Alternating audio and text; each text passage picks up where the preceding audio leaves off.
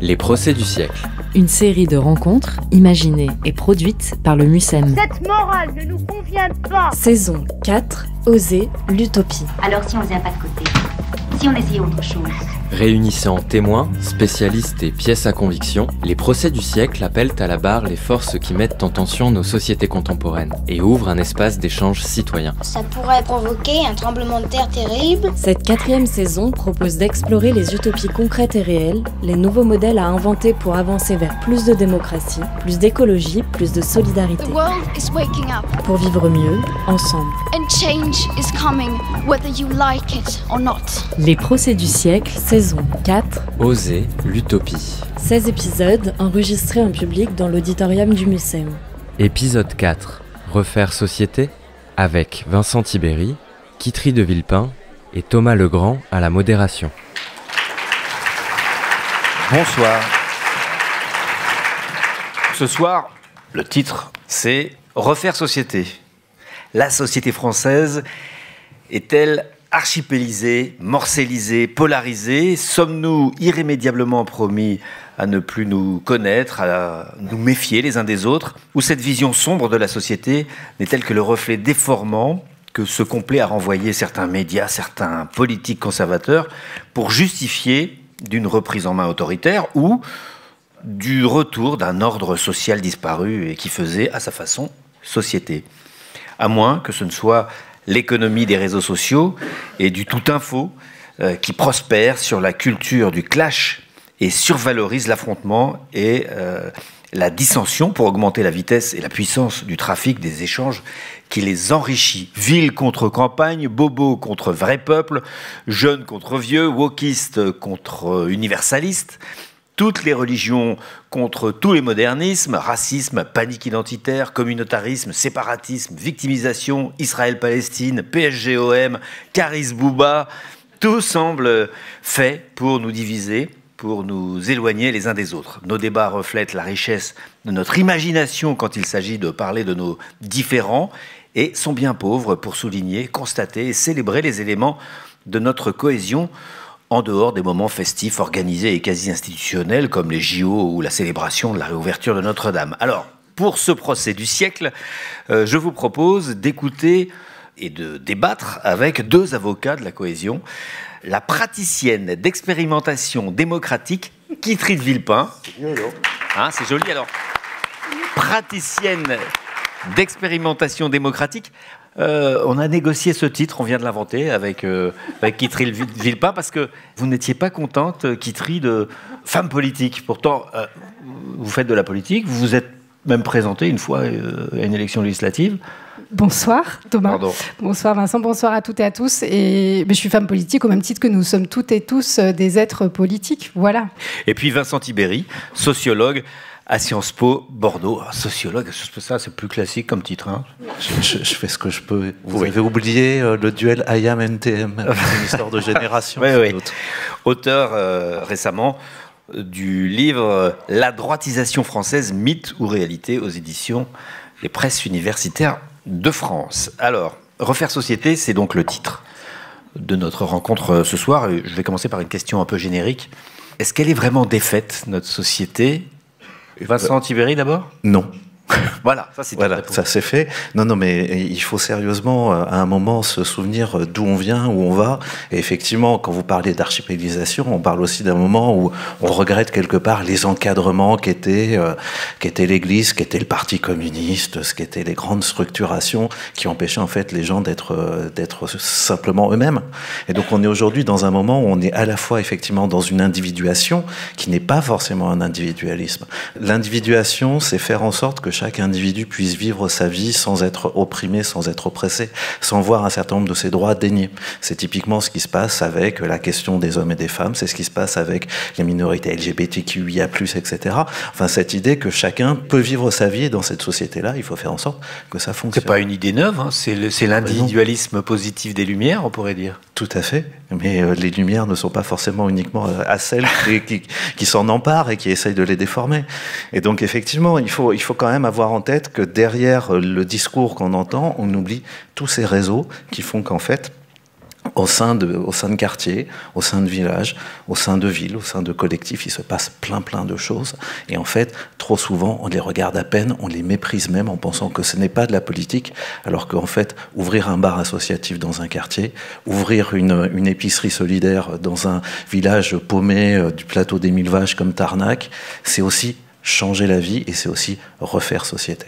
Kitry Villepin, est-ce que la société est défaite ? Mais en fait, cette question refaire société, nous sommes société. Nous sommes, en fait, dans la société, nous sommes un cercle. Et quoi qu'on en pense, nous sommes dans ce cercle. Et qu'on soit d'accord, pas d'accord. Oui, mais c'est parce qu'on nous serine qu'on est divisé, qu'on est archipélisé, qu'on est dans des silos chacun sans se connaître. Non. Non, en fait, ça va être l'objet de nos débats. Non, mais j'ai vraiment du mal avec. En fait, j'ai vraiment du mal. Oui. Non, mais alors on va rentrer dans le concret avec. On vit ensemble, on habite ensemble, oui, donc il y a une différence entre ensemble. l'image reflétée par un certain écosystème médiatique et par des politiques plutôt conservateurs qui nous décrivent comme étant toujours parcellisés, etc. Mais on va peut-être avoir un élément plus concret. J'appelle à la barre le premier témoin. Le voilà.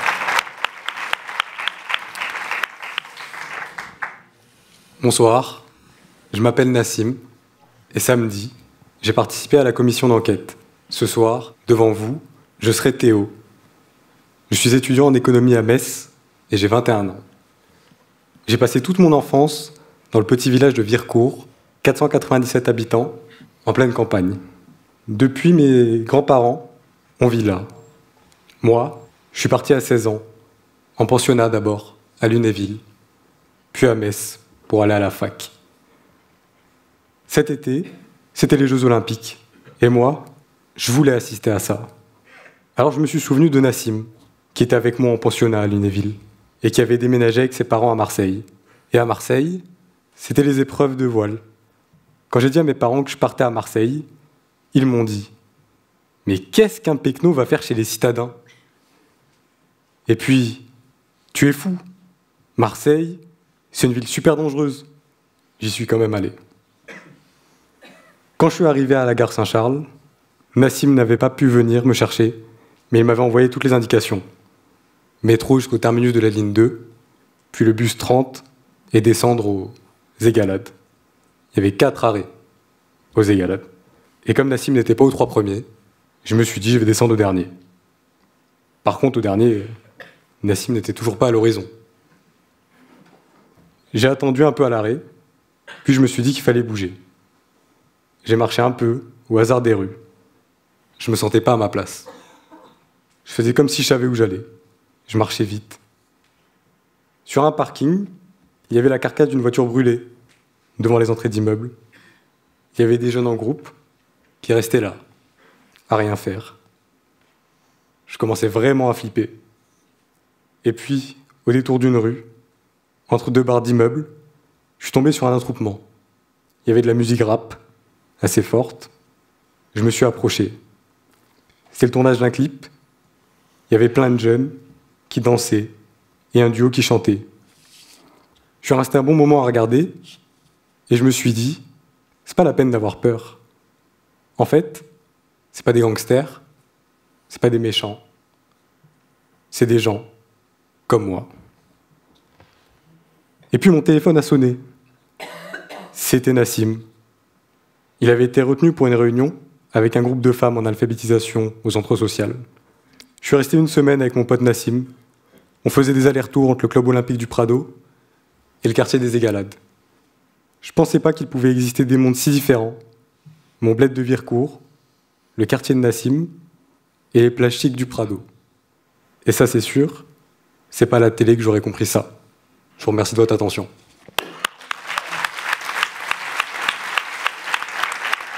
Merci beaucoup.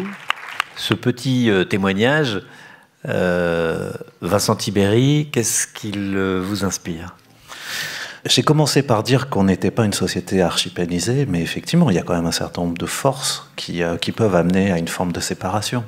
Ce que raconte le témoignage de Nassim, c'est la volonté de rester entre soi. Et même dans l'entre-soi, on peut réussir à se créer des barrières assez terribles. Ces frontières, il faut effectivement bien avoir en tête qu'on a une tendance, c'est ce qu'on appelle en sociologie de l'homogamie, à chercher le truc qui nous ressemble. Que ça soit politiquement, que ça soit socialement, que ça soit en termes de genre, que ça soit en termes d'origine. Et donc effectivement, il va falloir remettre au centre du jeu des institutions capables de recréer du lien, de recréer du collectif, de permettre d'aller vers l'au-delà de la relation dite naturelle. Et c'est là où vraisemblablement il se passe des choses importantes dans les écoles, dans les collèges, dans les lycées. Typiquement parce que ce sont les endroits où effectivement on peut recréer de la diversité. Et c'est pas simple. Mais vous intéressez souvent dans vos enquêtes à l'évolution de ces choses-là. Et est-ce que vous considérez qu'on recherche plus qu'avant la compagnie de ceux qui nous ressemblent, ou c'est simplement la société qui est organisée comme ça? On connaît par exemple dans la sphère numérique la question des algorithmes. On sait que sur nos réseaux sociaux, les algorithmes, si vous êtes sur X, on vous envoie tout ce que vous aimez et tout ce que vous détestez. Jamais ce qui est à côté de ce que vous pensez, ce qui pourrait vous faire réfléchir ou vous faire nuancer votre avis. Est-ce que dans la société d'aujourd'hui, on a plus tendance, peut-être par sécurité, recherche de sécurité, à rechercher son semblable, alors qu'on a le contact avec tout le monde beaucoup plus qu'avant? On a le contact avec tout le monde dès lors qu'on a une volonté personnelle. Il faut être volontaire pour pouvoir le faire. Typiquement, quand on est auditeur de France Inter, il faut aller sur Europe 1 pour éventuellement se confronter à autre chose, ou lire Le Figaro. Il y a effectivement un penchant naturel à rester vers l'entre-soi. Mmh. Et ce penchant naturel, il peut aller avec des intérêts économiques et des manières de consommer, et typiquement des manières de faire vivre. Et à Marseille, je crois qu'on le sait bien, en termes de polarisation urbaine, on est dans quelque chose d'extrêmement fort. Mais typiquement, le rêve d'avoir son petit chez-soi, dans son petit pavillon avec sa petite maison, etc., c'est aussi un rêve de rester entre soi. On a cette tendance-là. Mais il n'empêche que d'autres récits peuvent venir, d'autres valeurs peuvent venir, d'autres rencontres peuvent se faire, et justement, éviter d'être chacun chez soi, et X pour tous. Alors, nos deux grands témoins de ce procès ont chacun apporté des pièces à conviction. On reste un peu encore avec vous, Vincent Tibéri, pour voir vos pièces à conviction qui sont des graphiques, 3 graphiques. On commence avec le premier, je voudrais que vous nous en parliez. Est-ce qu'on peut l'afficher? Tout à fait. Alors, j'aime bien mettre des graphiques parce que comme ça je fais un gars sérieux, mais surtout j'essaye de montrer que là aussi ce sont des enjeux, hein, la manière dont on met en graphique et dont on met en question. Et typiquement celui de gauche, le sentiment de défiance vis-à-vis d'autrui, est pour moi un graphique terrible parce qu'on passe son temps effrayant parce que les gens n'ont pas confiance en autrui. Et en fait, ça montre aussi un truc très important et qu'il faudrait quand même, à un moment où il faut qu'on fasse une éducation en médias, mais il faut aussi qu'on fasse une éducation en questions. Quand vous posez des questions comme ça, effectivement, vous vous retrouvez avec une majorité de gens qui sont négatifs, qui ont peur des autres. Et dans le même temps, sur l'autre graphique, alors on pose différentes questions et on mesure. Hein, c'est ce qui arrive à vos voisins, est-ce que ça vous concerne? Ce qui arrive à la société, est-ce que ça vous concerne? Ce qui arrive aux pauvres, est-ce que ça vous concerne? Et plus c'est haut, plus en fait on se retrouve dans une situation où les gens disent que finalement ils se sentent concernés par ce qui se passe dans la société. Et donc tout au bout, vous avez en fait la dernière vague de l'enquête valeurs européenne, qui est une grosse enquête européenne qui a lieu tous les 9 ans. Et l'histoire est la suivante. On n'a jamais eu autant de gens qui se sentent concernés par ce qui arrive aux autres. Et en plus, on vous rajoute un petit truc sur les questions d'âge. Et ce qu'on constate, c'est que les jeunes d'aujourd'hui, eh bien, ils sont peut-être plus concernés que les jeunes d'hier. Et les jeunes d'hier, c'était un peu moins. Slide suivante. Non, si.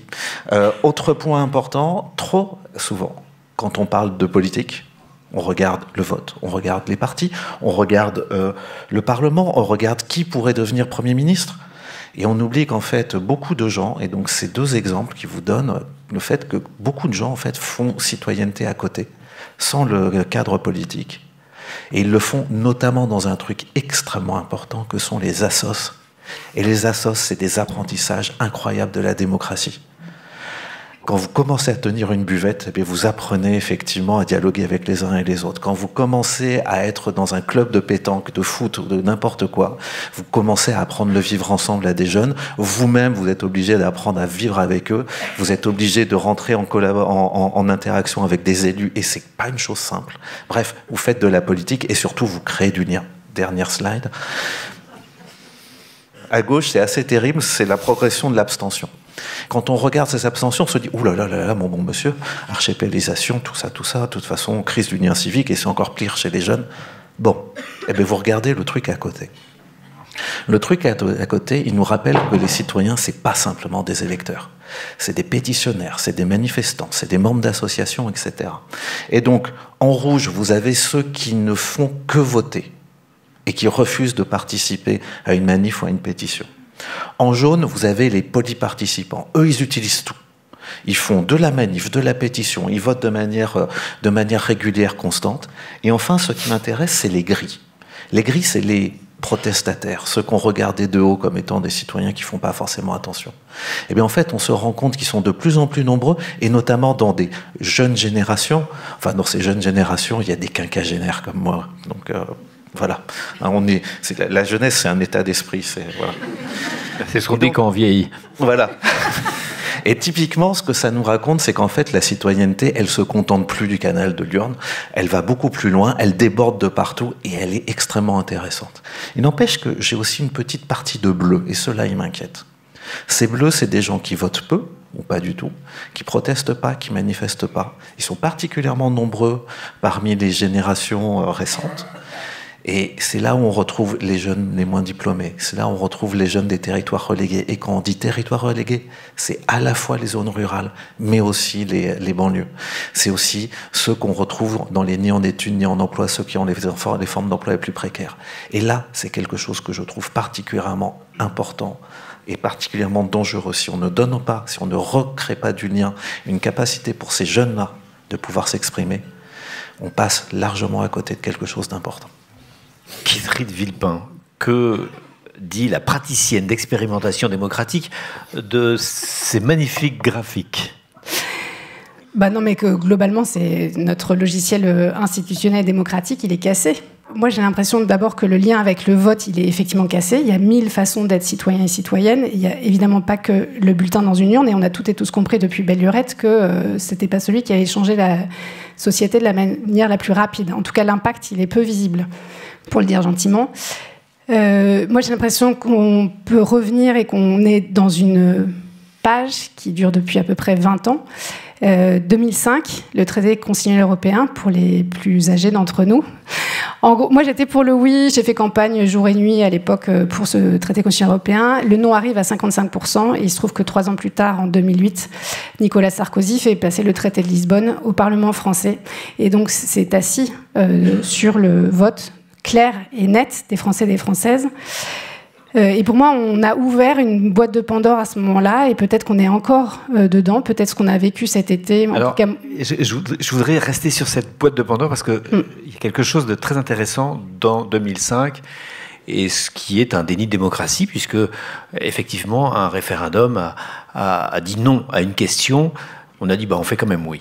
Le problème, c'est que le non ne disait pas oui à quelque chose. C'est un non de droite plus un qui était minoritaire, plus un non de gauche qui était minoritaire, et qui, à eux deux, ont réussi à dire non à 55%, mais ils ne proposaient pas quelque chose de cohérent à l'inverse. Donc, qu'est-ce qu'aurait été de respecter le non ? La question, c'est de savoir dire non ensemble, mais savoir dire oui ensemble aussi. En fait, on ne pose pas de questions si on n'est pas en capacité d'accepter la réponse. C'est un truc de base pour moi. Mais la réponse, elle dit pas, elle dit rien. Elle dit rien. La réponse, elle dit non. Donc ça veut dire qu'il ne faut pas poser la question, alors. Non, en fait, si on n'est pas prêt à accepter la réponse, c'est le fait même de la démocratie. Et en fait, en termes d'investissement des habitantes et des habitants de ce pays, que ce soit en 2005 ou que ce soit maintenant, c'était 28 millions de personnes qui ont voté en 2005, 33 millions cet été. On ne peut pas refuser... En fait, c'est extrêmement... problématique, et ça abîme, et c'est presque... après on va pas rester sur un constat. Mais refuser quelque chose. Mais en revanche, quand on voit tout ça, on voit des personnes qui manifestent et qui n'obtiennent pas de résultats, hormis les Gilets jaunes. On voit des gens qui signent des pétitions par millions, notamment, je me souviens de l'affaire du siècle, pas de gains politiques, on peut être des millions et des millions, les Gilets jaunes étant les seuls qui ont réussi à obtenir un résultat, un peu, en tout cas. On voit les doléances. À la fois, on fait société, à la fois, on est capable de se mobiliser par millions et par centaines de milliers dans les rues pour revendiquer, pense notamment à la réforme des retraites, par exemple. Mais en fait, il n'y a pas d'impact politique. On fait société, mais on n'a pas d'impact politique, en tout cas sur le plan national. Et si même l'élection n'a plus d'impact, mais alors à quoi bon? Donc tout ça doit changer. Et c'est pour ça qu'il faut expérimenter et essayer de... Expérimenter et moderniser. Est-ce que ça veut dire, par exemple, parce que vous avez beaucoup d'idées sur notamment les modes de scrutin, surtout la façon de voter, il y a des choses tout à fait modernes et tout à fait innovantes qu'il faudrait tester et que vous voulez tester, mais la grande loi fondamentale des institutions, est-ce que c'est celle-là qu'il faut changer aussi, ou c'est nos mentalités pour l'utiliser de façon moderne et intelligente? Il y a plein de choses. En fait, avec notre vieille République, même avec la 5e, on pourrait faire déjà plein de choses. En fait, c'est ça qui est un peu complètement débile d'ailleurs. C'est qu'on a cette institution et il manque pas grand-chose. Il y a une chose qu'on peut reconnaître au président de la République. Ça lui fait mal, mais elle va le dire quand même. Notamment l'histoire de la Convention citoyenne pour le climat. Enfin, moi j'étais prof d'innovation démocratique il y a quelques années, et autant vous dire qu'au début, quand j'étais prof, mes élèves ils me regardaient en disant qui est cette dame et pourquoi de quoi elle nous parle. Et c'est vrai que grâce à lui, il y a un petit tampon président de la République, reconnaissance de l'institution. Mais en fait, évidemment que c'est ça dont on a besoin. Évidemment qu'on constate en tout cas que 150 citoyennes et citoyens tirés au sort, néophytes d'un sujet, qui tout d'un coup bossent et se mettent en capacité et ont le temps d'aller chercher les expertises d'éclairage, font un travail, en tout cas, que personne n'a vu faire par nos représentants actuels. Et tout est un peu comme ça. On peut aussi parler du rôle des partis politiques qui ne font plus leur job, qui, à l'époque, étaient... des écoles de formation. Des écoles, l'éducation populaire, on pouvait apprendre à lire, à penser le monde, des centres de réflexion, oui. Et voilà, aujourd'hui, ce qui reste dans un parti politique à vivre, c'est super triste. Pour l'instant, vous comprenez mieux pourquoi Guitry de Villepin ne veut pas qu'on la qualifie de femme politique. Et c'est le moment d'appeler notre deuxième témoin. J'appelle donc à la barre notre deuxième témoin. Vous verrez qu'il sera question de ce dont on parle depuis quelques minutes. Bonsoir, moi je m'appelle Franck et samedi dernier j'ai participé à la commission d'enquête au MUSEM. Et ce soir, pour vous, je serai Stéphane. Alors voilà, je suis Stéphane, j'ai 50 ans, et jusqu'à la semaine dernière, j'étais un simple citoyen, fleuriste, à Poitiers. Comme vous le savez, suite à la motion de censure du gouvernement, le président de la République a nommé une nouvelle première ministre. Et celle-ci a choisi, et c'est une grande première, de tirer au sort parmi les citoyens 23 ministres de son gouvernement. Ce tirage au sort s'est effectué vendredi dernier, c'est tout jeune, en toute représentativité économique, sociale et à parité homme-femme. Et c'est ainsi que je suis devenu votre ministre du mieux vivre ensemble. Alors, il s'agit maintenant de se former, d'apprendre des uns des autres, car nous, les nouveaux ministres, nous avons décidé de ne pas faire de grandes déclarations, de bonnes intentions générales, qui ne sont jamais tenues, mais de partir du citoyen pour faire des propositions concrètes, pour apporter des solutions aux crises individuelles et collectives que nous traversons. Alors, j'ai tout de suite commencé à regarder comment m'informer, où me nourrir de paroles réfléchies et citoyennes. Et c'est, tout naturellement, que je suis venu participer à la commission d'enquête du MUSEM et assister ce soir à ce procès du siècle sur le thème de refaire société. Alors samedi, j'ai découvert la commission d'enquête et de bonnes surprises. Nous étions un petit groupe très mélangé en âge et en horizon. Nous avons ouvert le sujet de ce soir, apportant chacun, dans une ambiance d'écoute et de respect mutuel, de nombreux points de vue, envisageant des positions qui ne sont pas les nôtres, sans émotion déplacée, mais avec une imagination et une envie. Bref, une vraie expérience citoyenne, créatrice et bienveillante. Rapidement, nous étions unanimes à constater que notre société est en crise. et avec une accentuation forte de l'individualisme. Un sentiment de ressenti général, lié notamment à la question du mépris de classe, ressentiment qui s'ajoute à l'injustice sociale et prive le citoyen de sa capacité à agir collectivement. Alors maintenant, qu'est-ce qu'on fait ?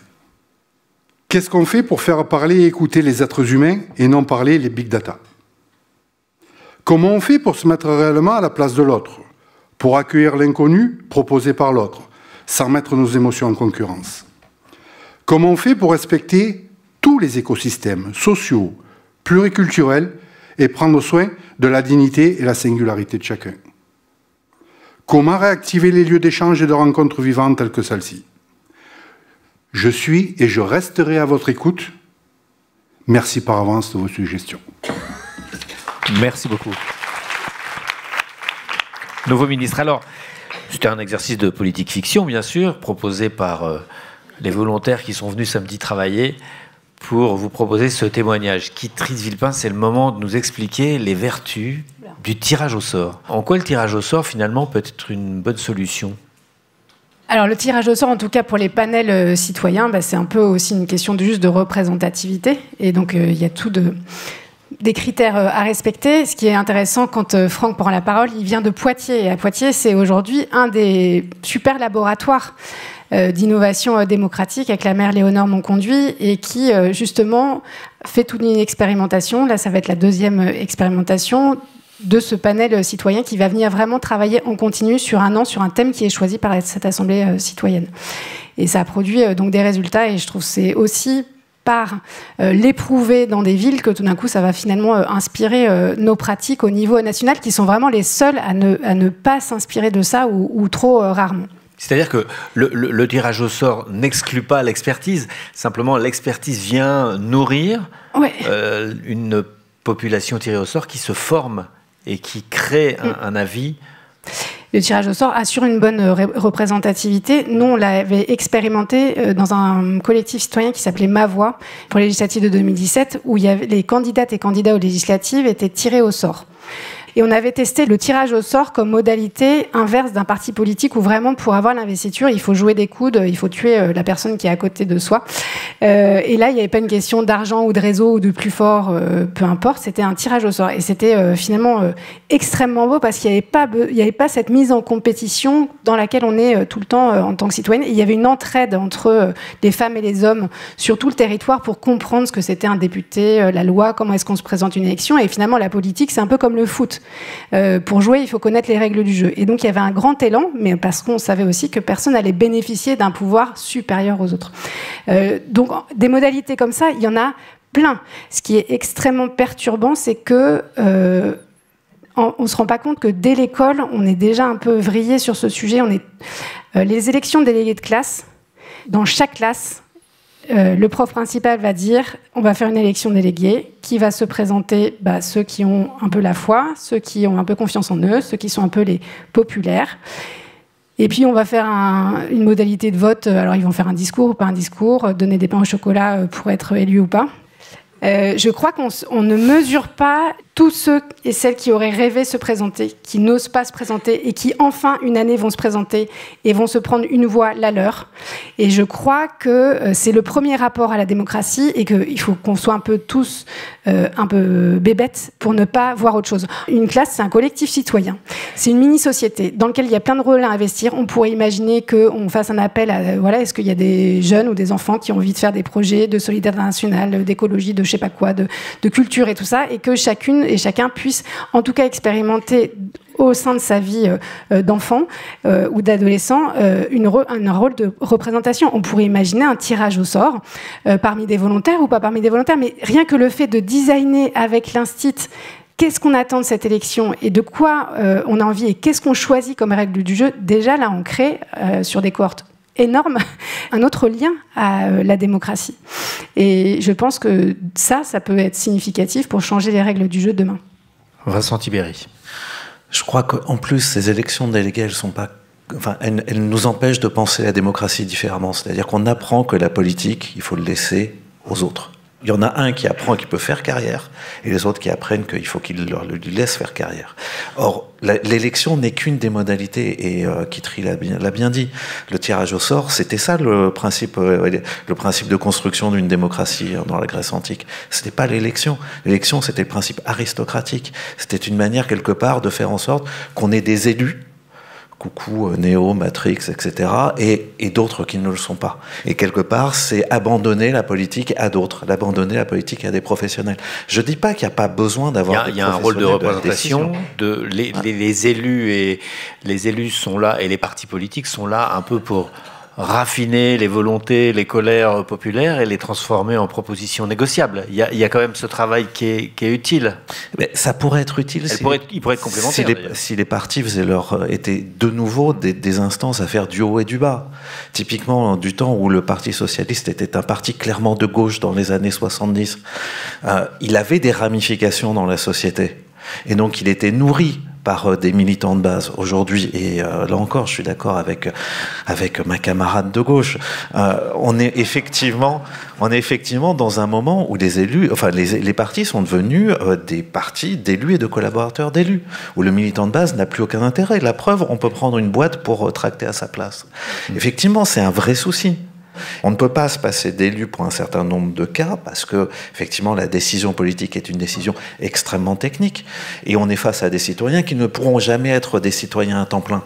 À ceci près qu'on est face à une culture d'élus qui est une culture d'élite, qui est une culture ratiocratique, et ça pose un vrai souci, parce qu'en fait, derrière, ces gens n'ont pas appris qu'on est peut-être meilleur à plusieurs, on est peut-être meilleur différemment, mais effectivement, il faut qu'on change la manière dont on forme nos élites pour leur permettre effectivement d'aller vers les citoyens, et surtout d'éviter un des problèmes de la démocratie participative telle qu'on la pratique un peu trop souvent, c'est que ceux qui viennent sont un peu trop souvent ceux qui ont déjà les petites barrettes qui permettent de s'en tirer. Les participants du grand débat, c'était des mecs de plus de 50 ans, diplômés du supérieur, etc. Ça, il faut qu'on casse ce truc et qu'on aille chercher tout le monde. Tous les maires qui ont tenté des expériences de démocratie participative se plaignaient justement de ça, et donc il faut aller chercher plus loin avec les méthodes que vous expérimentez. Alors on était très dans la mécanique politique, mais on va maintenant appeler la pièce à conviction du MUCEM. Mireille Jacotin, qui est conservatrice en chef du patrimoine, responsable du pôle vie publique au MUCEM, va nous présenter la pièce à conviction du musée. Alors attention, elle est fragile, hein. Pas Mireille, la pièce à conviction. Alors bonsoir à toutes et à tous. On sort le grand jeu et le service en porcelaine tout entier. Très british en fait. Vous voyez, il est composé d'une grande verseuse et de 12 tasses avec soucoupe. Il est consacré aux 12 mois de l'année. Son décor, peint et doré, unique pour chaque tasse et soucoupe, permet de voir associer à chaque mois une fleur de saison. Il s'agit d'une œuvre importante de nos collections, puisque le service à thé ou à café, selon les usages, a constitué tout au long du XXe siècle le cadeau principal d'une liste de mariage. Il témoigne en effet de la constitution d'un nouveau foyer dans lequel le couple va organiser de nouvelles sociabilités. Le service à café permet de créer un nouveau réseau de relations choisies, puisque ceux qui viennent prendre le café à la maison sont invités à entrer et à partager un moment d'hospitalité avec le nouveau foyer. Comme disent mes amis, en turc, bir fincan kahvenin 40 yıl dostluk, c'est-à-dire une tasse de café et ses 40 ans d'amitié qui commencent. Car en réalité, inviter à prendre le café, c'est bien inviter à passer du temps ensemble. Le café est le temps de l'échange d'informations, temps de la transaction ou temps de la rencontre amoureuse. Un bon prétexte, tiens, celui d'inviter à prendre un café. Vous connaissez peut-être cette proposition du café suspendu. On paie une tasse de café en avance pour celui qui n'a pas les moyens de se l'offrir et le cafetier indique sur son ardoise « J'ai en ce moment 4, 5 cafés suspendus pour ceux qui en veulent ». Mais ce n'est pas tant le fait de boire un café qui compte ici que la possibilité de pousser la porte d'un café et de s'y installer au chaud pour un moment, le temps de reprendre des forces et de partager quelques informations pour le temps à venir. La pratique du café sospeso, originaire de Naples, s'est développée surtout pendant l'après-guerre. Elle permet de créer un lien entre tous ceux qui n'en ont pas les moyens et ceux qui peuvent s'offrir un peu plus qu'un café dans le café qu'ils fréquentent habituellement. Et puis, au début des années 2000, aussi, on a assisté à la mondialisation des cafés chicha. Vous les avez vus, ils ont tous les yeux rivés sur l'écran de leur téléphone mobile, sont tous occupés à voir des images et lire leurs SMS. Mais en réalité, comme dans les cafés où l'on vient pour lire le journal du jour, on y cherche un temps de retrait du rythme imposé par le monde extérieur, pour se recentrer sur ses propres activités et ses propres sociabilités. Et aussi incroyablement que cela puisse paraître, les cafés chicha se sont développés dans le monde entier, jusqu'au Japon, à la faveur de la numérisation et des échanges globalisés à l'échelle de notre planète. Donc, on se parle, ou du moins, on s'écrit, on échange des informations, on se dispute. Maurice Agulhon a considéré que la Révolution française n'aurait pu se faire sans les cafés parisiens, qui permettent de se réunir selon des sociabilités choisies. Les cafés deviennent rapidement des lieux à surveiller par le pouvoir central pour identifier les possibles séditieux et prendre connaissance des idées politiques du moment. La culture de la délibération parlementaire est très probablement née dans les cafés où peut s'exercer l'art de la dispute. Tout comme ce service à thé bigarré, c'est-à-dire à plusieurs couleurs ou à plusieurs couleurs mêlées pour des invités uniques mais qui permet de boire et de partager la même boisson tout en restant ensemble. Faire ensemble et la nécessité de commencer en partageant, en buvant, en mangeant ou en fumant, puisque certaines langues de Méditerranée notamment utilisent le même mot pour signifier boire ou fumer. Dans la diplomatie, l'important est justement de pouvoir se parler et de maintenir le contact. Et c'est ainsi pour conclure que je citerai ce poète marseillais du début du XXIe siècle qui proposait en août 2020 « Cesse ton baratin, c'est qu'un fils de baratin. Je vise l'or, le platine. À la base, c'était les assises. Je suis un peu de Zampa, un peu de Zizou. J'offre un Ricard à Poutine. Ça fait Zumba café au carnaval. » Et 4 ans plus tard, dans 13 organisés en 2024, Jules insiste parce qu'il y a vraiment des engats. J'offre le Ricard à Poutine et même la bouteille parce que ça sent les problèmes. Allez, c'est l'heure de l'apéro, non? Merci Mireille Jacotin, conservatrice en chef. Ce merveilleux musée de la société qui est le MUSEM. Donc si vous voulez faire de la politique, militer, allez au bistrot plutôt que d'adhérer à un parti, c'est ça la leçon? Je résume un peu trop. C'est l'heure maintenant de donner la parole un peu à la salle, de donner vos idées, poser des questions à nos 2 invités. Bonjour monsieur. Merci. J'ai une question un peu qui m'a traversé l'esprit pendant toute la table ronde. C'est comment on arrive à parler autant de refaire société ensemble et à ne pas prononcer le mot racisme, xénophobie. Je remercie Franck pour avoir parlé de mépris de classe, de stigmatisation, qui sont des choses qui aujourd'hui créent des silos bien plus puissants. À mon endroit, j'ai l'impression, parce que ça influe sur tous les dessins de la société, les dessins de comment sont construites les villes, de comment sont construites la parole en public, de comment sont construits les accès aux emplois. Et aujourd'hui, dans un pays où le Front National fait 11 millions d'électeurs, comment penser au tirage au sort? Moi, c'est quelque chose qui me terrorise, parce que justement, avec ça, on pourrait faire tomber des piliers de la démocratie encore plus rapidement. Voilà, et donc ma question sera comment refaire société si on se met des œillères sur ces 11 millions de personnes et ce qui les anime?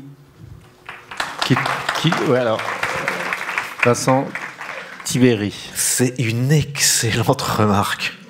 Non, mais vraiment, alors, soyons clairs, effectivement, on est dans une société où on ne peut pas négliger le mépris de classe, le sexisme, les préjugés envers les minorités sexuelles, le racisme, et plein de formes de racisme. Ça va de l'antisémitisme à l'islamophobie, à l'antiziganisme dont on ne parle jamais, alors que dans le baromètre de la CNCDH, les questions qu'on pose font vraiment froid dans le dos, quoi. Et néanmoins, il faut quand même bien avoir en tête, bon, alors pour moi, donc du coup, ces dimensions-là, il faut effectivement les prendre en compte, c'est essentiel. Deuxième truc, oui, le premier déterminant du vote RN, ça reste le racisme et la xénophobie. Je suis désolé, c'est même le truc qui les unit. Parce que si on se mettait à parler économie, ça marcherait moins bien. Entre les ouvriers du Nord et les petits patrons retraités du Sud, ça marcherait plus. Donc effectivement, le RN a même tout intérêt à ce qu'on ne fasse que ça. Mais néanmoins, et c'est un pari, mais c'est un pari qui est inclus dans du long terme. On a, en fait, sur les questions de racisme et de xénophobie, on part de beaucoup plus loin. Il faut se souvenir qu'en 1962, à Sciences Po, on pouvait poser des questions donc à des étudiants de Sciences Po. Pensez-vous que la race jaune est supérieure à la race blanche, égale à la race blanche, inférieure à la race blanche? Voilà le monde dont on vient. Ceci est désormais impossible.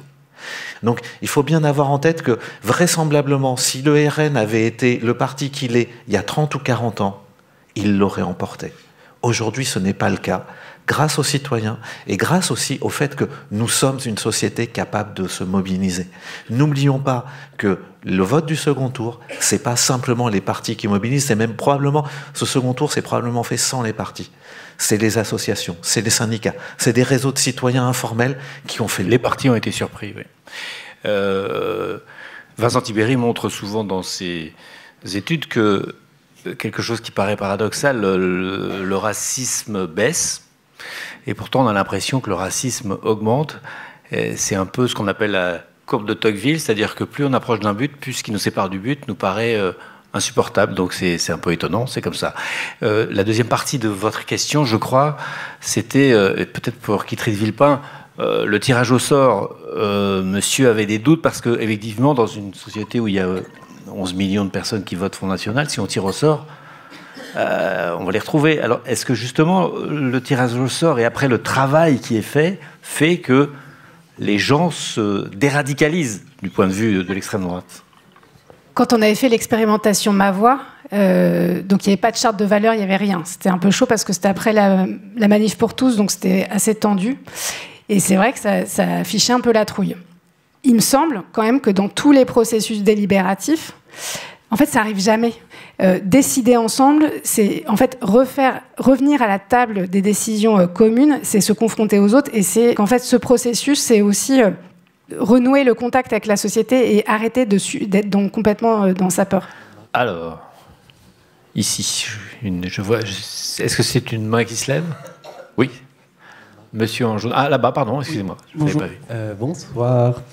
Mais c'était un peu la même question que je voulais poser. Mais c'était aussi, est-ce qu'il y a l'espace politique en ce moment pour faire ce genre d'expérimentation, surtout quand on voit le paysage médiatique et la concentration des médias dans les mains des milliardaires qui n'ont pas du tout intérêt à ce qu'on fasse ce genre d'expérimentation. Voilà. Deux arguments. CNews, c'est 3,2% de part d'audience. Arte, c'est 2,8%.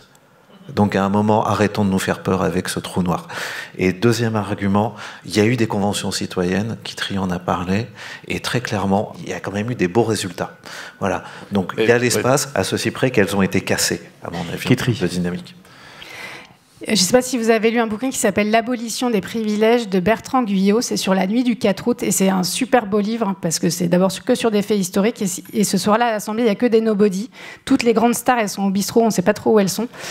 Et c'est vraiment assez touchant parce que je pense qu'on peut se projeter dans ce récit de personnes lambda qui ont été envoyées par leur père dans cet endroit. Avant cette nuit du 4 août, l'horizon monarchique est un horizon complètement immuable, c'est éternel. Et puis tout d'un coup, du soir au lendemain, ça tombe. Il se trouve que ce moment-là, de la nuit du 4 août, c'est pas tout d'un coup les choses qui se passent. C'est qu'en fait, avant, des décennies auparavant, il y a des gens qui pensent, il y a des gens qui écrivent, il y a des gens qui expérimentent, il y a des gens qui font de façon différente, qui plantent les graines en fait d'un futur désirable, d'un futur émancipateur, etc.